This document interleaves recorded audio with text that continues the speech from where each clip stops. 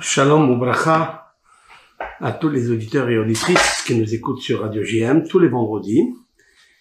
Avec l'aide de Hachem, nous allons commenter cette péricope qui est la paracha de Korah.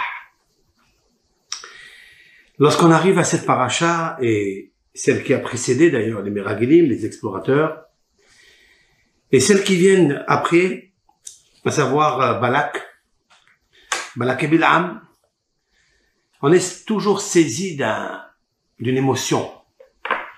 Saisi d'une émotion par rapport à plusieurs personnages qui s'y trouvent, artistes, dans cette section, et que à chaque fois, on a envie d'apprendre ce que nos sages ont extrait comme message pour les générations. Lorsque je lis cette paracha, tout au début, donc elle s'appelle Korah, elle porte le nom, en fait, de celui qui a provoqué la mahloket. Celui qui a été, d'après nos sages, jaloux de son cousin germain, qui a été nommé à sa place président de la famille.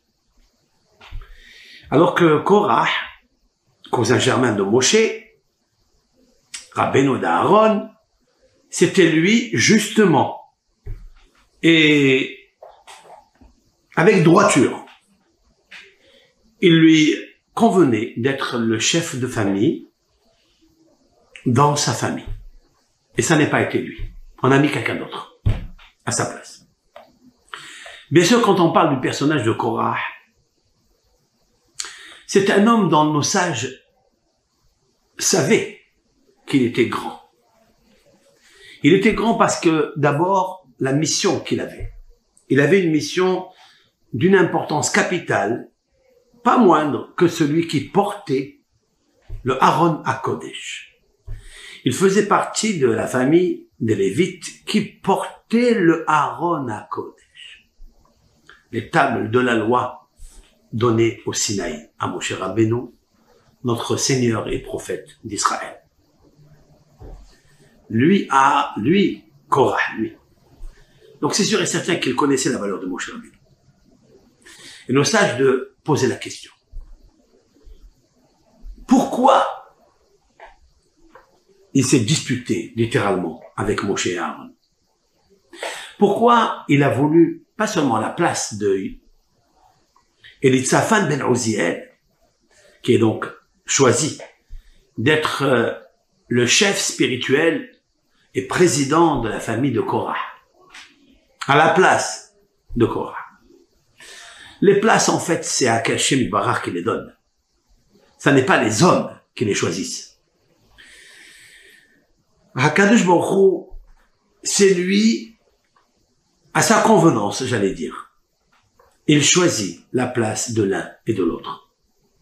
La Emouna doit être intrinsèquement imprimée à l'intérieur de nous.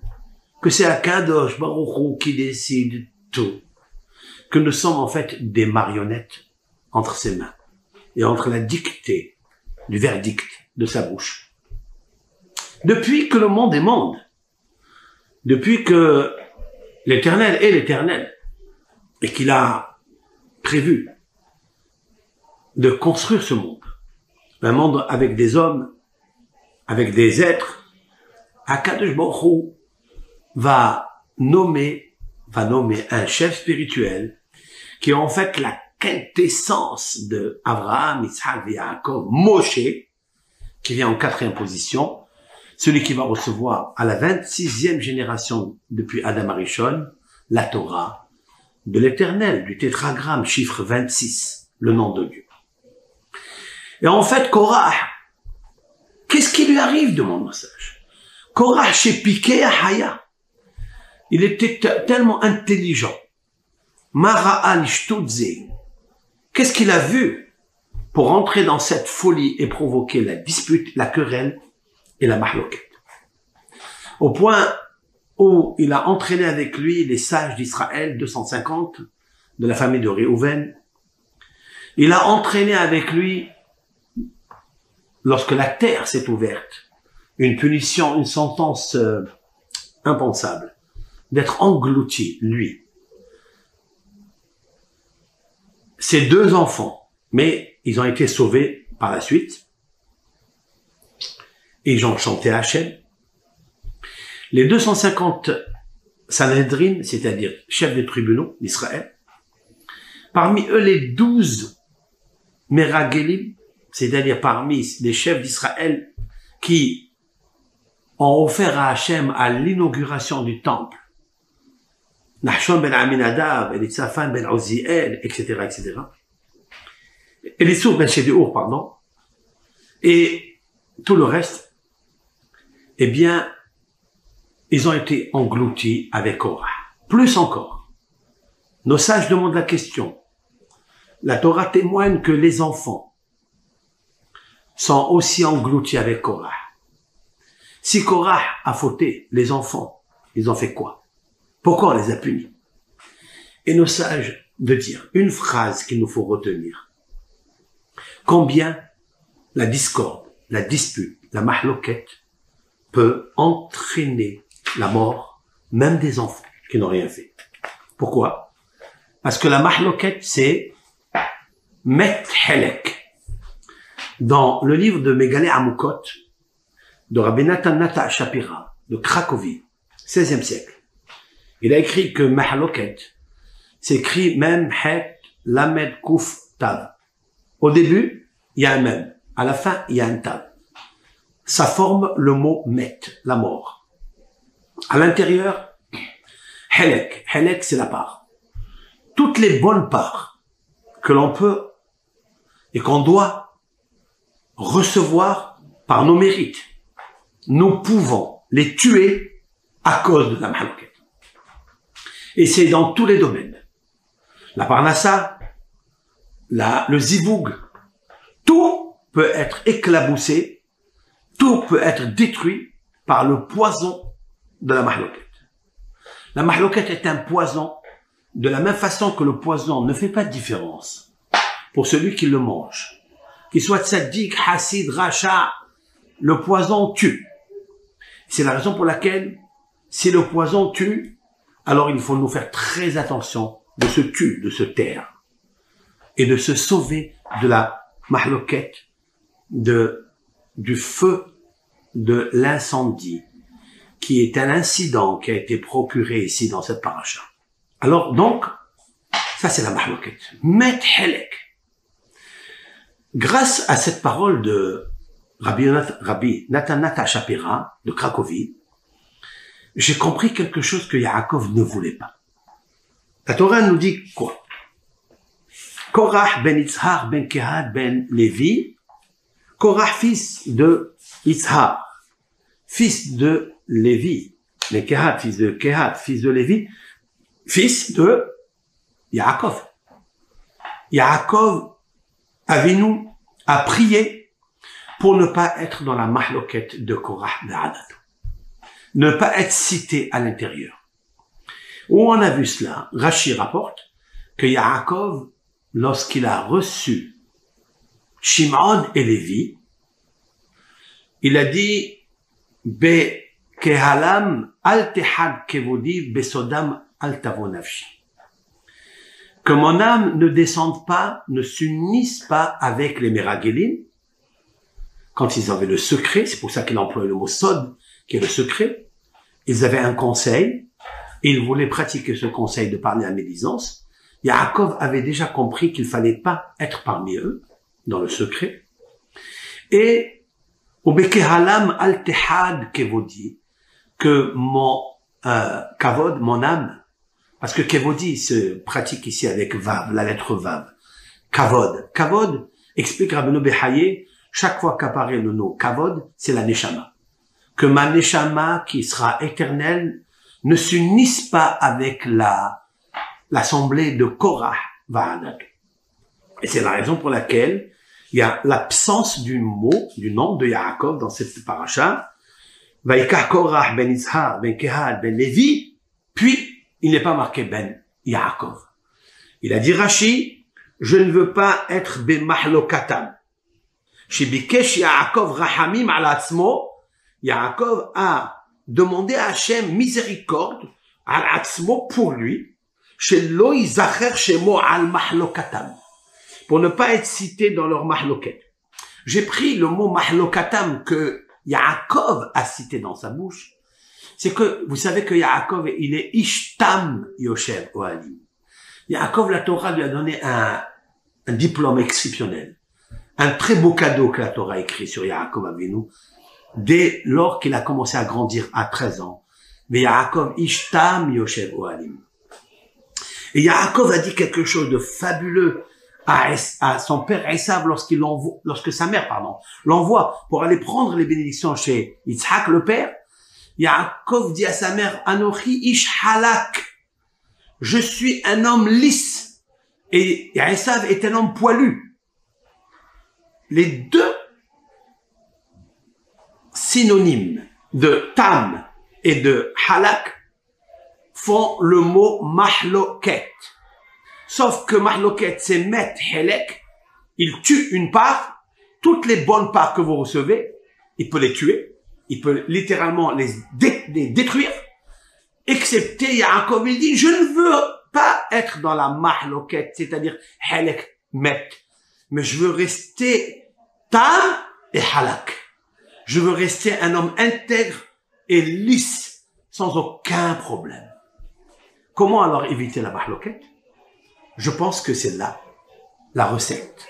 C'est qu'il nous faut toujours rester tam. C'est-à-dire, je ne vaux rien pour entrer dans la mahloket.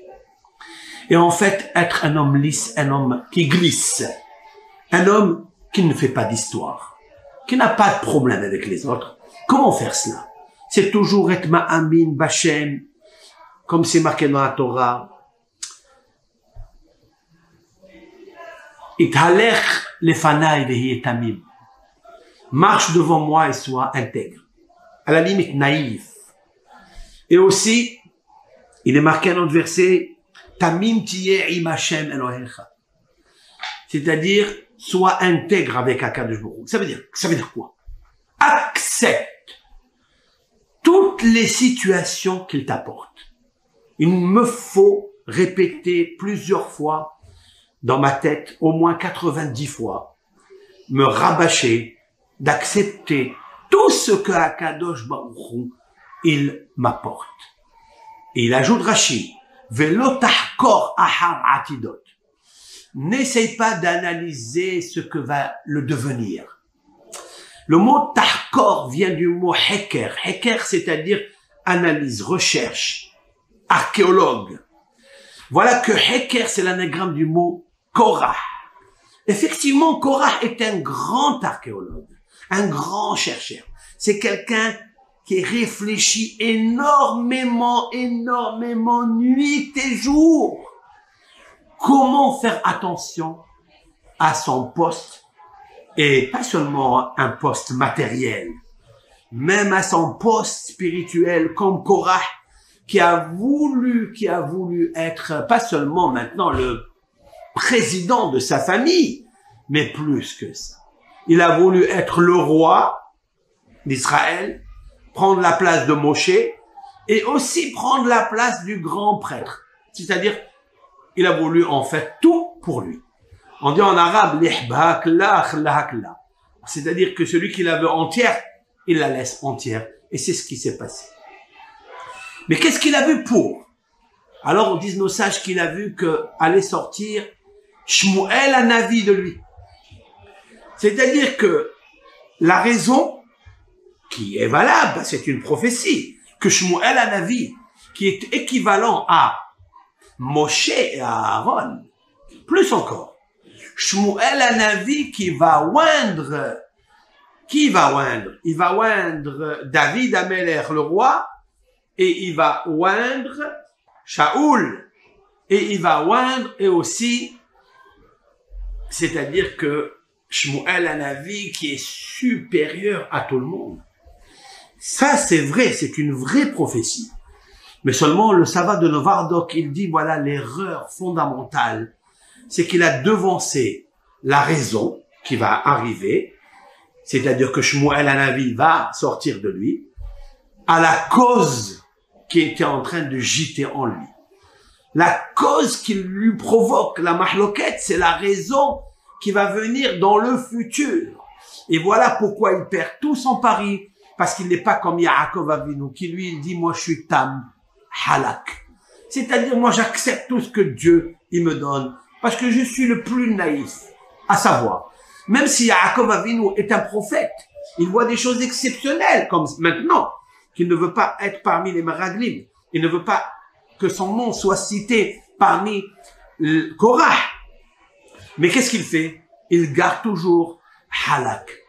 C'est-à-dire, en fait, entre Esav et Yaakov, c'est un il est lisse et un il est poilu. Lorsqu'on est poilu, cela veut dire qu'il y a une chevelure. Lorsqu'il y a une chevelure, cela veut dire qu'il y a ici un terrain de champ, un champ de bataille. C'est pourquoi il allait dans les champs, parce que c'est sa neshama. C'est les penchements, c'est l'attirance du champ qui l'attire. C'est un champ magnétique qui est, bien sûr, prédestiné par son mazal, qui l'attire à Esav à l'extérieur. Comme la chair ou comme l'ours qui sont poilus, qui sont dans le champ. Mais Yaakov Avinu ish halak yoshev ohalim. Il est assis dans une tente en train d'étudier la Torah en attente de recevoir les bénédictions de son père par la dictée de sa mère. Il n'a pas voulu être parmi Korah parce que Korah c'est Heker. Lotachkor ahar atidot. Ne cherche pas après ce qui va arriver parce que Shmuel va sortir de toi. C'est vrai qu'il va sortir de toi, mais ne fais pas une chose pareille. Et voilà pourquoi la terre va s'ouvrir et elle va engloutir Korah avec tout sa famille et avec tous les 250 rabbins qu'il a su tirer par des paroles très très douces, comme dit le Midrash. Mais Shachan bidvarim rakim, il les a entraînés par des paroles douces. Ô combien il était très très très intelligent, mais très érudit, très très érudit. Et pourtant, voilà ce que je voulais extraire de là, que il ne faut plus avoir peur de son Yetzer Hara. Je répète, il ne faut plus avoir peur de son Yetzer Hara, mais il faut avoir peur plutôt de son Yetzer Tov. Je m'explique. Lorsqu'on sait qu'on a des défauts, lorsque je sais que j'ai un Yetzer Hara en moi, et les Yetzer Hara, ils ont des noms, ça s'appelle la luxure, ça s'appelle le plaisir charnel, ça s'appelle la course à l'argent, ça s'appelle la course à la matérialité. Tous ces Yetzer Hara, nous les avons, mais il ne faut pas avoir peur d'eux. Tu peux les combattre, tu peux annihiler, tu peux peut-être modifier, minimiser, tu peux. Quand tu sais que tu as un défaut, tu vas chez le médecin. Tu sais que tu as une maladie, tu vas chez un médecin. Mais ce qui est plus grave, et c'est ce que j'apprends aujourd'hui de Korah, c'est quand je sais que j'ai beaucoup de qualités. C'est-à-dire quand je sais que j'ai un bon Yetzer Tov. C'est parce que avoir des qualités, c'est parce que j'ai un bon fond. Avoir ces qualités parce que je suis grand en Torah, parce que je porte le vêtement parce que je porte le Aaron, tout court. Je supporte toute la Torah. C'est moi. Je la lève entière. Elle est sur ma tête. Ça, j'ai peur énormément. J'ai plus peur de mon Yetzer Tov que de mon Yetzer Hara. Parce que le Yetzer Tov, il me déguise avec un tzura de Talmid Chacham. Shmuel Hanavi va sortir de moi. Regarde combien de tzedakot je fais. Regarde combien de ceci je fais. Regarde combien je suis humble. Regarde, Hachem m'a choisi de porter le Aaron. C'est très dangereux. Ça peut apporter la mahloket. Je vais vous raconter une petite histoire que je viens d'entendre au sujet de Rabbi Haim Brisk. Rabbi Haim Brisk, il pleurait, il racontait que son père, Rabbi Yosef Dov de Brisk, le Rav de Brisk, il disait que son père, il pleurait 2 fois par an. Il pleurait à Kippour, lorsque le ministre officiant citait cette phrase qui disait « Toi l'Éternel qui juge toutes les pensées de l'homme », celle-là, ça veut dire que les actes, on peut les voir. Les hommes peuvent voir les actes. Dans quelle route ils se dirigent. Mais les pensées d'un homme, il n'y a que Dieu qui peut les juger. Et la deuxième fois, il pleurait et à chaudes larmes lorsqu'il se rappelait 300 ans avant donc nous, à l'époque du XVIIIe siècle, après la destruction de Shabbatai Tzvi, qui était un très grand kabbaliste, mais qui est tombé dans le désarroi et qui a dévoyé complètement dans la picorsut, dans l'athéisme, eh bien, il y avait deux maîtres, Yonatan Eibeshitz, Rabbi Yonatan Eibeshitz, le Divrei Yonatan, le Kartiopliti, c'est un Rav qui a écrit énormément de livres, mais c'est un grand kabbaliste. Ce Rav-là était un très grand kabbaliste et il écrivait aussi des kamiyas, des talismans pour des malades, etc. Mais il le faisait les Shem Shamaïm.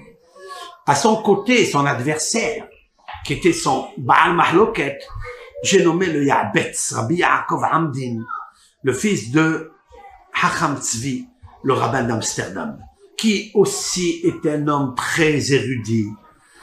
Et ce Rav, le deuxième, Ya'betz, l'acrostiche, Yaakov Amdin, luttait et ne laissait pas tranquille Yonatan Eibeshitz, Rabbi Yonatan Eibeshitz. Un des élèves de Rabbi Yonatan Eibeshitz a critiqué son maître et lui dit, ça suffit de la mahloket. Ça suffit de la guerre, ça suffit de la discorde, ça suffit, on veut plus de tout ça. Le Rav Yonatan a sorti une parole de sa bouche. Une! Il a dit de la même façon que je n'ai pas la paix, je n'ai pas le repos de la mahloket que je subis, ainsi tu ne trouveras jamais le repos. Voilà le verdict qu'a sorti Yonatan Eibeshitz à son élève. Cet élève-là a quitté la ville, a quitté le Beth Midrash. Il a parti errer de ville en ville jusqu'à ce qu'il est arrivé à Kuşta, en Turquie. En Turquie, il y avait un maître exceptionnel, Rabbi Hacham Yitzhak Bahar, et donc ce Rav-là est un grand érudit. L'élève de Yonatan Eibeshitz, Rabbi Yonatan Eibeshitz, est rentré dans le Beth Midrash et il voit que le Rav était en train de parler d'Ivrei Torah et il ne le connaît pas, il l'a jamais vu, ni l'un ni l'autre n'a vu l'un, l'autre. Et au milieu du Talmud, de l'explication du Rav, l'élève de Rabbi Yonatan Eibeshitz lui pose une question, une bombe sur le sujet, parce qu'il était très érudit, très compétent en Torah. Le Rav ne lève pas les yeux et ne fait pas cas de la question de l'invité. Puis encore une deuxième question encore plus grande bombe que la première. Et encore une troisième. Et là, le Rav ne répond pas, même pas il lève ses yeux. Et là, il lui dit, en pleurant, il lui dit, Rav, mais qu'est-ce que vous avez avec moi? Pourquoi vous me répondez pas? Est-ce que c'est derech eretz? Est-ce que c'est la politesse de vous conduire comme ça avec moi? Vous me connaissez pas? C'est comme ça qu'on accueille les invités? Alors, le Rav, il lui dit, il me semble que tu es en anathème par le verdict d'un grand homme. Et cela, comment il l'a su? Et le disciple, il pleure, il se met à pleurer. Et il lui dit, Grave, comment je peux conduire cela? Comment je peux réparer cela? Et ce dernier lui dit, si tu arrives maintenant à aller très vite à Prague, en Tchécoslovaquie. Donc de Turquie, il fallait qu'il aille en carrosse ou en diligence pour arriver à Prague, pour demander pardon à ton maître, si il n'est pas déjà mort, qui n'a pas quitté ce monde déjà.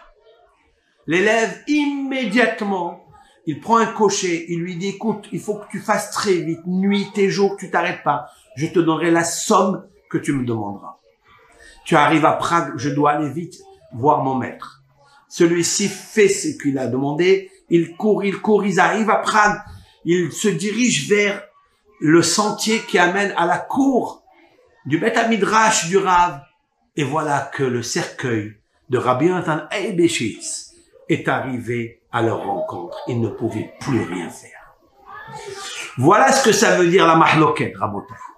Lorsqu'on cause la mahloket, alors c'est impardonnable des fois. Et surtout, comme on a vu, que Korah a fait tous des calculs, des hakirot, pour aller trouver sa place et elle est montée très haut, alors que la mahloket, il nous faut savoir, elle enlève toutes les parts. Il faut savoir que quand un homme, il tombe de sa émouna, comme Korah, il est tombé de sa émouna, parce que c'est tout Hachem.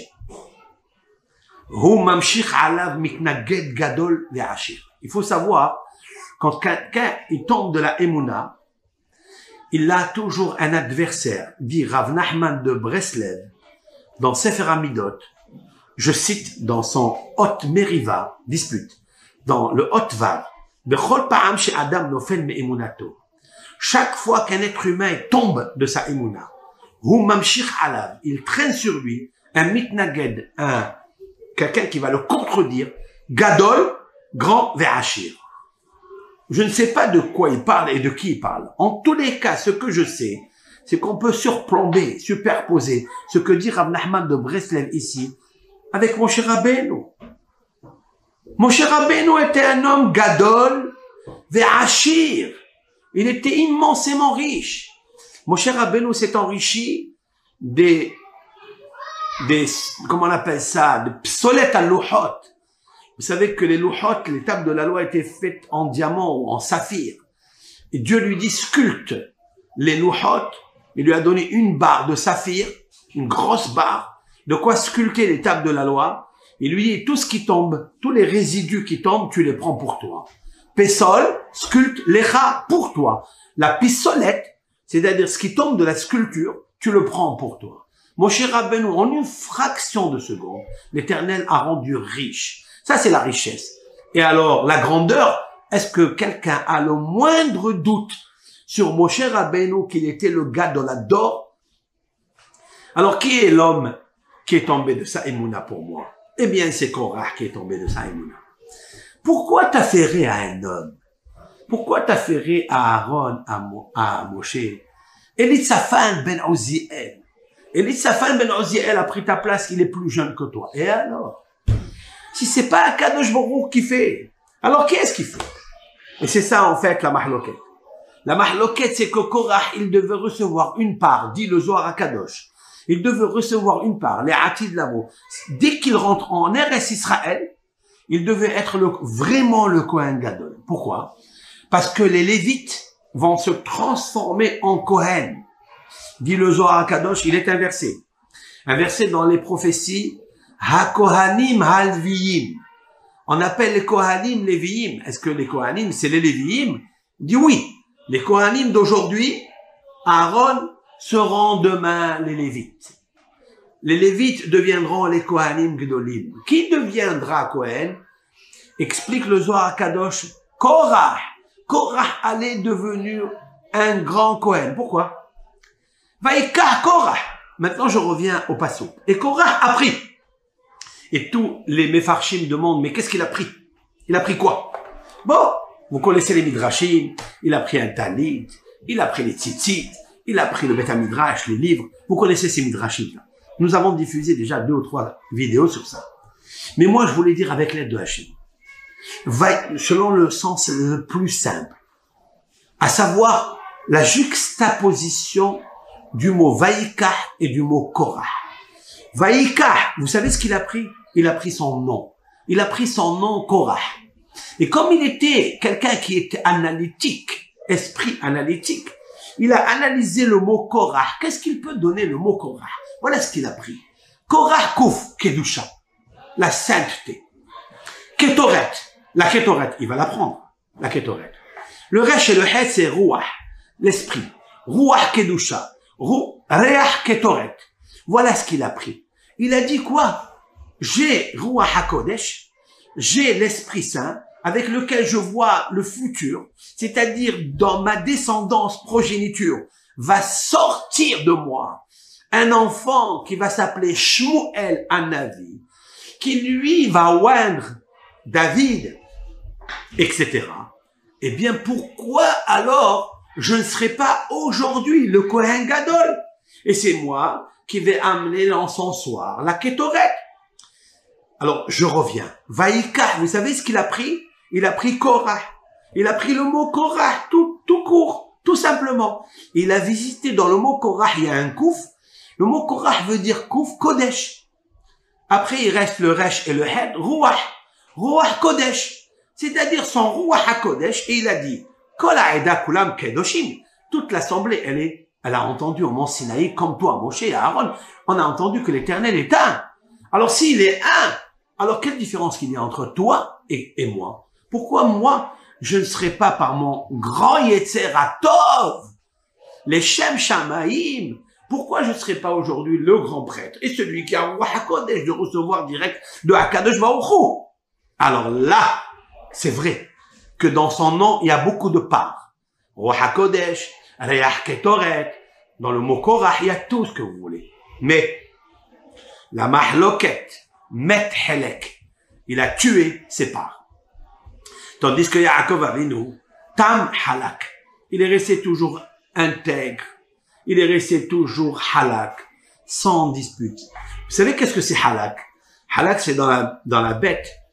Vous rentrez le shohet, quand il est shohet, la bête, hein, il rentre sa main dans les poumons et il voit si le poumon, il est halak.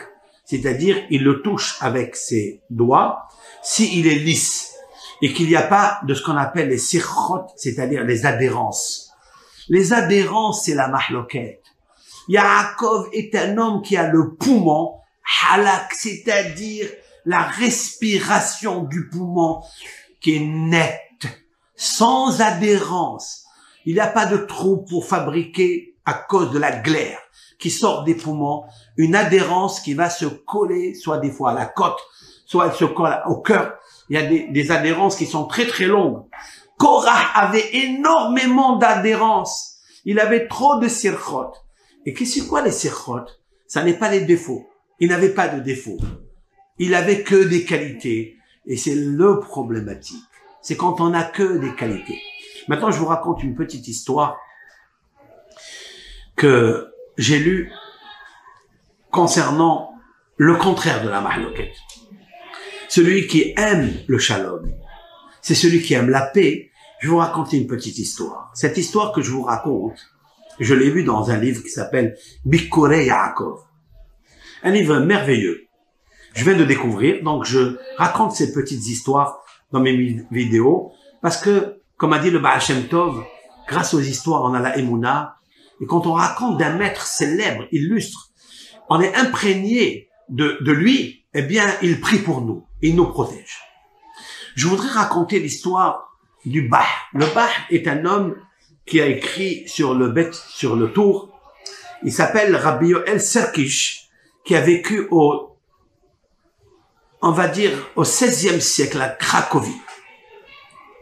À Cracovie vivait ce Rav-là, qui a écrit un livre commentaire en face du livre de Bet Yosef, Rabbi Yosef Karo, un commentaire sur le tour de la halakha, c'est-à-dire le Rabbi Yaakov al-Tourim.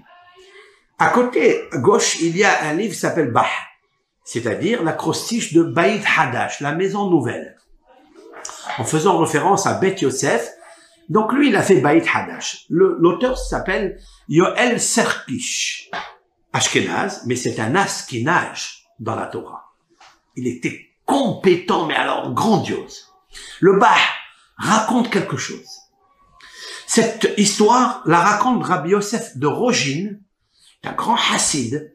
Il raconte cette histoire que le Bah, lorsqu'il est arrivé à Gan Eden, il avait une toute petite faute, une toute petite faute. Ça veut dire quoi? Ça veut dire qu'on a des fautes, mais on peut faire teshuva. Et la teshuva que l'on fait, elle annule complètement et efface complètement les tâches de la faute et la sentence que doit recevoir le fauteur. Mais il lui restait quelque chose qu'il n'a pas réfléchi à faire teshuva. Pourquoi? Parce qu'il l'a fait par inadvertance. Quoi? Un jour, il y avait un carrosse, donc des chevaux, avec des sièges, et la personne, le cocher qui était assis dessus, en fait, il était assis sur du sha'atnez. Sha'atnez, cela veut dire le lin et la laine qui sont tissés, pressés ensemble, que la Torah nous interdit de porter et de se réchauffer avec. Ça, c'est d'après la Torah, il nous est interdit de se réchauffer avec un habit qui s'appelle kil'aïm. Donc, son clouim sont fermés, le lin et la laine ensemble. Alors que le lin a un ange nominateur sur lui, c'est un arbre. La laine, c'est un nominateur ange sur la laine qui est extraite de l'animal, soit un mouton ou autre. Deux anges ne peuvent pas se mettre ensemble parce que on les enferme dans une mission qui n'est pas la leur. Ni l'un a son vrai rôle, ni l'autre a sa vraie mission. C'est la raison pour laquelle la Torah nous a dit attention, ne portez pas un vêtement, ne profitez pas d'un vêtement où sont enfermés deux anges qui n'ont rien à voir dans leur mission l'un à l'autre. Et voilà que, mais des rabbanans d'ordre rabbinique, il nous est interdit même de s'asseoir sur un vêtement ou un siège qui est tissé de lin et de laine, se réchauffer avec. Le Rav passait par un endroit et ce carrosse le bloquait. Alors il lui a fait chut, c'est-à-dire il a chuchoté avec sa bouche de manière à ce que les chevaux se poussent un petit peu. Le cocher qui était dessus a marché avec ce carrosse pendant quelques mètres et donc à cause inadvertante, je vais très loin, hein, pour un tzaddik, on reproche au Rav pour qu'il puisse rentrer dans le meilleur endroit du Gan Eden réservé à son âme, une place impossible, incroyable pour lui. Mais pour passer au Gan Eden, il devait passer d'abord quelques minutes dans le Gehinam. Mais on a demandé à l'ambassadeur du Gehinam, on lui a demandé de refroidir ce Gehinam pendant 30 jours. De le refroidir parce que un grand homme, l'âme d'un grand homme va rentrer dans ce Gehinam. Il va rester quelques minutes dans ce Gehinam pour épurer la faute par inadvertance qu'il a faite. Entre parenthèses, j'ouvre ici une parenthèse parce que ça me fait, ce refroidissement du Gehinam me fait frémir. Qu'est-ce qu'on va dire, nous, Morav et Rabotai? Qu'est-ce que nous allons dire? Que notre teshuva, elle n'est pas convenable. Que notre teshuva, elle est délaissée. Qu'on reste avec nos vices, avec nos passions, avec nos pulsions. Dans le mauvais chemin, malheureusement. Combien il nous faut faire vite une grande teshuva. Le Rav de Rojin dit que lorsque il est passé, la Neshama est passée par le Gehinam, elle est sortie. Quand il est sorti, il a demandé à faire sortir tous les passions qui étaient dedans, dans le Gehinam. Il a dit, je ne rentrerai pas dans mon Gan Eden tant qu'on ne fait pas sortir ces gens-là. Quelle puissance! Le Rav de Rojin, Israël de Rojin, dit que le tribunal céleste a accepté et qu'ils ont fait sortir tout le monde du Gehinam, mais ils leur ont donné chacun sa part de Gan Eden. C'est là où le Rav a accepté de rentrer dans son Gan Eden. Pourquoi je vous raconte ça? Pour la préface et l'introduction d'une histoire merveilleuse que le Rav Bah a vécue. Rabbi Yoel Serkish a vécu. Laquelle? C'est que un jour, vendredi soir, il rêve. Et les beaux rêves qui se réalisent, c'est vendredi soir au petit matin, c'est-à-dire samedi matin, be'ayelet ha'shahar, lorsque la biche du matin se réveille. Et là, il rêve quelque chose de magnifique, que l'aubergiste qui se trouve dans la coin de la rue de Cracovie est à côté de lui dans le Gan Eden Ha'elyon. C'est-à-dire le fameux Gan Eden dont je vous ai décrit maintenant, de Rav Bah, de Rav Yoel Serkish. L'aubergiste qui est juste à côté, qui a un petit hôtel, lui, son âme est précieuse et il sera à côté de lui dans le Gan Eden. Et là, il se réveille et il est ébahi, ébloui, fasciné de savoir qui est cet homme.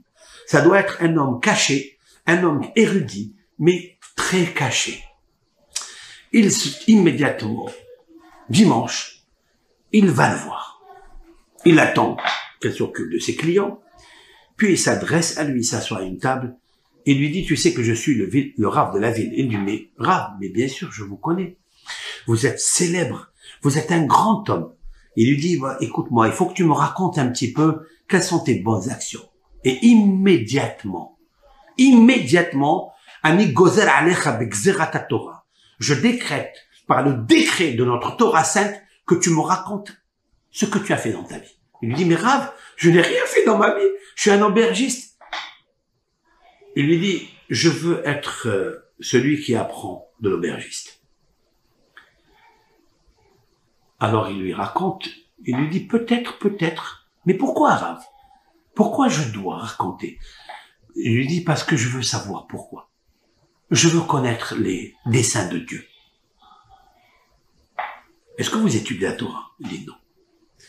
Vous faites quoi? Il dit, je fais mes mitzvot, je mets mes tefillin, je fais Shabbat. Et je suis honnête. Il lui dit, il y a beaucoup de gens honnêtes que j'ai pas vu dans mon rêve, à côté de moi dans Gan Eden. Pourquoi vous?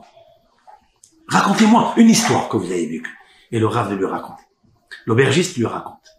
Il dit, voilà, j'ai ma fille qui devait se marier. Ma fille, elle a des midot tovot et tout. J'ai trouvé un hatan exceptionnel, unique. Midot tovot, un bon caractère, gentil, généreux, intelligent.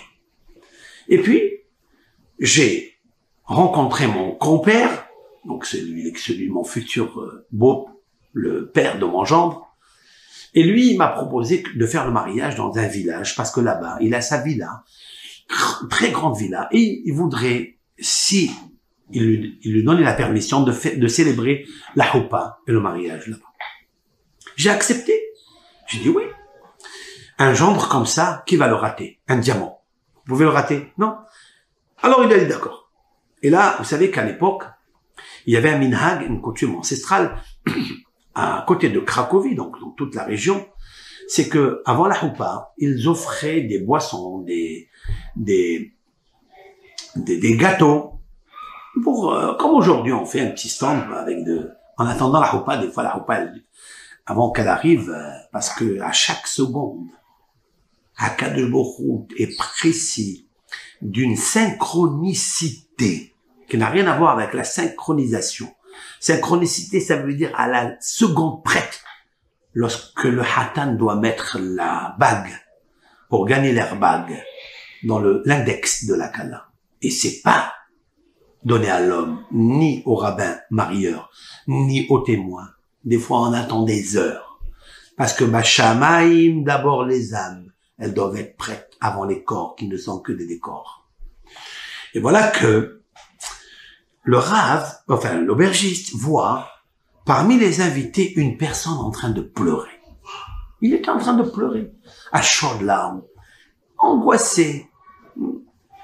Et l'aubergiste donc raconte, je m'approche de mon compère, je lui dis, mais qu'est-ce qui se passe avec cet homme?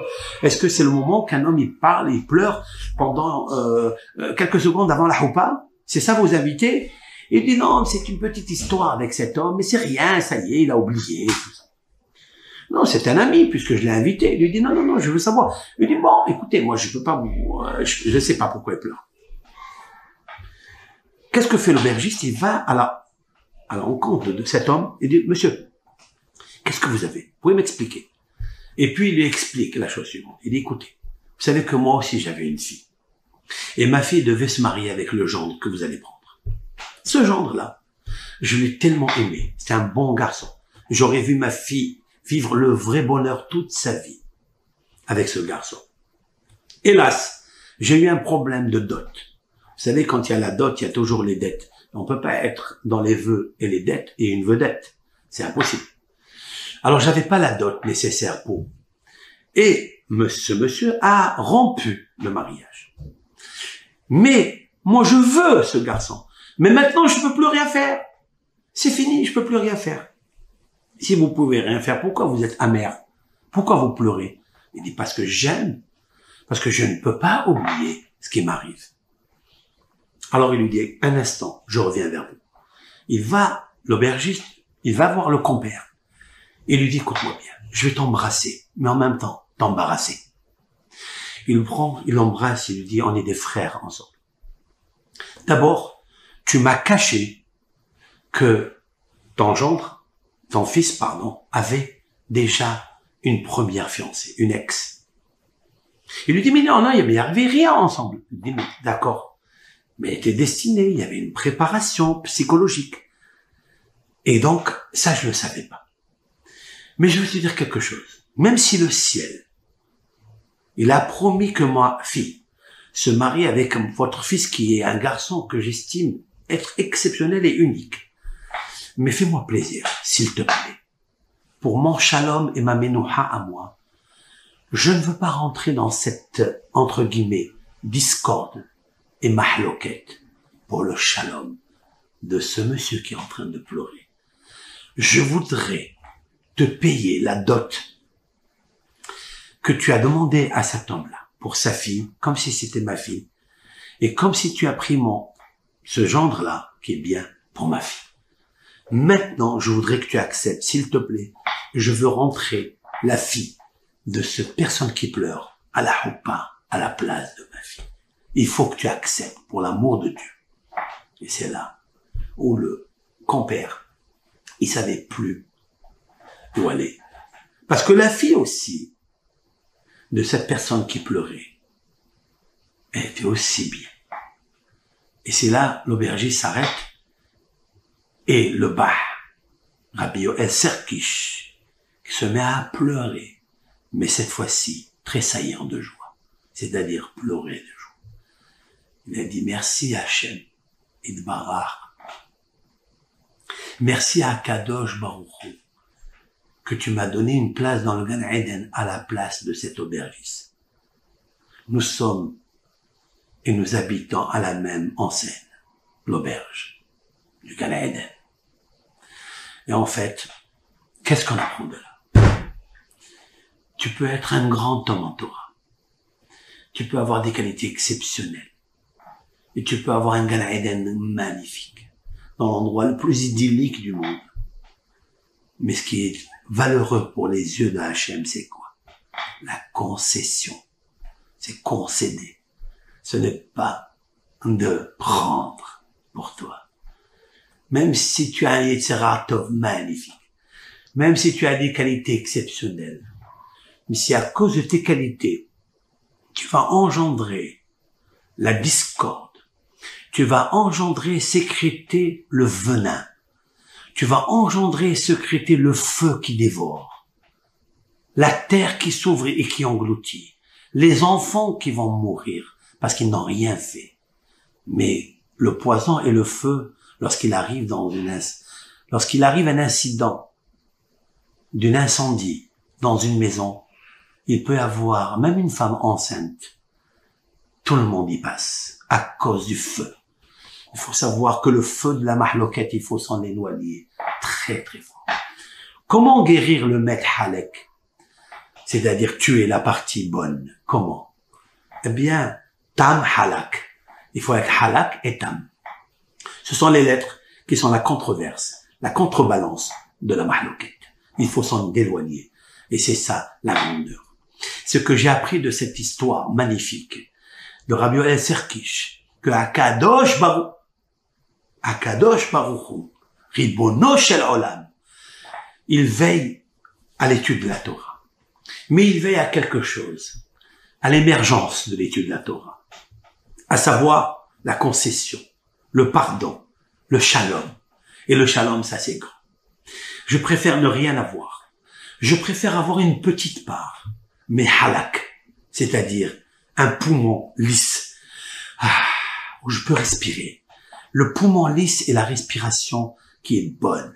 La menouha, c'est la respiration de la neshima, de la neshama, bonne, tranquille, sans avoir un poumon qui est d'une respiration vertigineuse, parce qu'il a créé des trous. Ces trous ont fait sortir les glaires. Les glaires ont fait sortir des adhérences. Les adhérences empêchent la respiration. Oui. Et cette respiration, des fois, à jamais.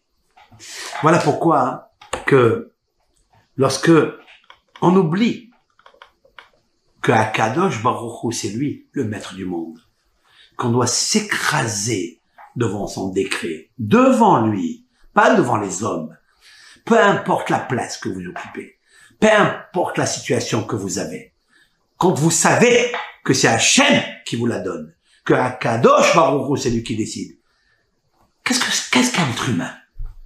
On va réfléchir, qu'est-ce qu'un être humain? Sir nafouah, un ballon gonflé. Voilà, pas plus, pas moins. Des fois, il est gonflé, mais s'il se gonfle trop, il explose. Et s'il n'est pas gonflé, alors il n'a rien en lui. Il nous faut être un ballon, mais qui marche, qui circule tranquillement, avec un peu de souffle à l'intérieur. Et le grand souffle que je voudrais souffler maintenant, c'est quoi? C'est que il faut s'éloigner. Il faut s'éloigner de la mahlouquette. C'est la raison pour laquelle Korah, il est une loi dans la Torah. Velo yeke Korah vecha'adato. Il ne faut pas qu'il soit, il nous parle à nous, à toutes les générations.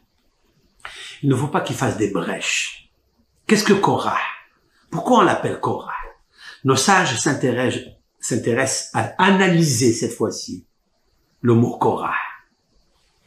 Lui, c'est un esprit analytique, chercheur, archéologue, certes, mais un archéologue, chercheur, analyseur, tout ce que vous voulez, un jour viendra qu'on l'analyse à lui-même. Et nos sages dans le Midrash vont l'analyser dans le Midrash Tanhuma. Qu'est-ce que Korah? Pourquoi il s'appelle Korah? Pourquoi il s'appelle Korah? Parce que son père l'a nommé comme ça. Non, c'est pas son père qui nomme, c'est le Père du ciel. C'est lui qui nomme les hommes. Comme dit le Talmud, Asher Shammot Ba'adam. L'Éternel, il fait des fois l'homme désert, il le rend désert. Quand Dieu il veut vider une personne de toute sa substance moelle, il le vide. C'est l'Éternel qui fait. Atikre Shammot et la Shemot. N'épelle pas le mot Shammot qui s'écrit la même chose que la graphie du mot Shemot. Cela veut dire les prénoms. Car Dieu analyse les prénoms. Alors nos sages ont dit, puisque c'est celle-ci, nous allons analyser. Korah. Pourquoi il s'appelle Korah? Mipene Sha'asa Korha Israël. Parce qu'il a fait une brèche dans Israël. Il a fait une brèche, à savoir quoi? Vous savez que chaque être humain, quand il naît avec des barrières autour de lui. Vous le savez ou pas? Oui, vous le savez. Chacun a des barrières autour de lui. Les barrières, ça peut être des barrières physiques autour de sa maison, de sa villa, autour de son Beth Midrash, autour de son magasin, toujours des barrières. Mais il y a des barrières qui s'appellent le Tselem Elokim, c'est-à-dire la aura, c'est une aura qu'une personne véhicule avec elle, autour d'elle. Car il y a ce qu'on appelle la physionomie céleste qui est à l'intérieur de l'homme, Tselem Penimi, mais il y a la aura hitzonite, qu'on appelle Bina, c'est-à-dire l'intelligence, se trouve à l'extérieur. C'est-à-dire que Hashem Yitbarach, il a créé un être qui Betselem Ithaler Ish. Le roi David a dit, voici le passage qui me revient dans la bouche, Betselem Ithaler Ish. Je traduis, seulement Betselem, avec une physionomie, une aura, Ithaler, marche, ish, un homme. Si vous voyez un homme marcher, c'est qu'il peut marcher. Mais vous savez très bien qu'il y a des milliards de virus autour de l'homme. Hein? C'est marqué dans le psaume 91. Des milliards de virus qui sont autour de l'homme. Il est un rave qui s'appelle Rabbi Yaakov de Lissa, qui a écrit, qui a vécu à Pouzna. Non, à Lissa, pardon. De Lissa, c'est la ville de Lissa, qui est contemporain de Rabbi Akiva Iger de Pouzna. Ce rave a dit dans son livre Maté Moshe, il a dit que depuis la terre, le sol que nous foulons par nos pieds, jusqu'au ciel, il y a des milliards de forces positives et négatives qui véhiculent dans l'air. Je ferai un shiur sur ça. Lui, il a parlé au sujet de Psuké des Imra, les versets que nous lisons tous les jours avant d'entamer la prière à voix basse. Pour que notre prière à voix basse soit une prière qui se dirige sans être gênée par les gêneurs qui occupent l'espace de la terre jusqu'au ciel. Il nous faut lire les Psuké des Imra, c'est-à-dire les versets de la chanson. Car il n'y a que la chanson qui est le cantique qui enlève tous les tics dans tous les camps, tous les chants. Il nous faut faire très attention à ça. Et c'est la raison, ce Rav-là, le Rav Yaakov de Lissa, a dit quelque chose de magnifique. Il a dit que Korah, c'est quoi? C'est l'homme qui a pensé être l'homme le plus célèbre au monde. Eh bien, c'est l'homme qui a pensé qui est le plus célèbre au monde. C'est-à-dire, comme on dit toujours la publicité, avec géant et des petits prix. Vous voyez, quand on est géant, on a des petits prix. Mais des fois, les petits prix, grâce à eux, on devient géant. Mais si on est géant, on devient des petits prix, où personne ne fait attention à toi. C'est ce qui est arrivé à Korah. Et c'est en fait, ce qu'il dit, c'est un verset dans les proverbes du roi Salomon. L'ifne shever gaon. Shlomo HaMelech nous donne un passe-partout qu'il nous faut prendre et véhiculer dans nos cœurs toute notre vie. Quoi? L'ifne shever. Avant de se briser, gaon, l'orgueil. Celle qui préface la brisure d'un homme, c'est l'orgueil. Korah est devenu orgueilleux. Il est un verset dans les proverbes du roi Salomon qui dit aussi To'avat Hashem kol gevalev, abomination à Hashem, l'orgueil, même un tout petit orgueil. Et c'est ça, Ach Betzelem italer ish. Un homme, il doit marcher toujours Betzelem, avec la physionomie. Comment ramener ce Tzelem parmi nous? C'est ce Tzelem-là qui est en fait les barrières pour ne pas que le virus atteigne l'homme, affecte l'homme. Il faille faire très attention à ce Tzelem Elohim. Ach Betzelem italer ish. Il nous faut toujours dire Ach. Ach, ça veut dire moindrir. Ach me'otin verakin me'otin. Me'ot, ça veut dire se diminuer. Pour marcher avec le Tzelem, il faut toujours Ach. C'est quoi Ach? La traduction de Ach dans le Talmud, c'est ce que Rabbi Akiva traduisait par son maître. Ach, ça veut dire me'ot, c'est-à-dire minimiser soi-même, diminuer soi-même. Alors, le Tzelem, il reste avec toi. Il se promène avant toi.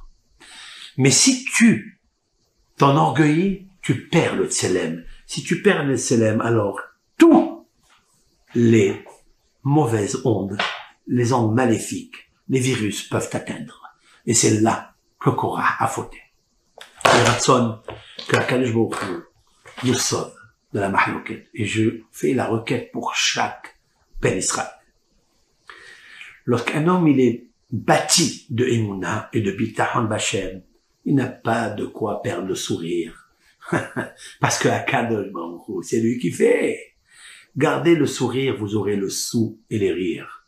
Be'ezrat Hashem. Shabbat Shalom à toute la communauté, à tous ceux qui nous regardent ici, dans cette vidéo. Kol Tov Lachem. Et que cette paracha un jour se transformera en ce que dit David HaMelech, et nous le lirons ce soir, dans Mizmor Shir Le'Yom HaShabbat. Qu'est-ce qu'il dit là-bas, David HaMelech?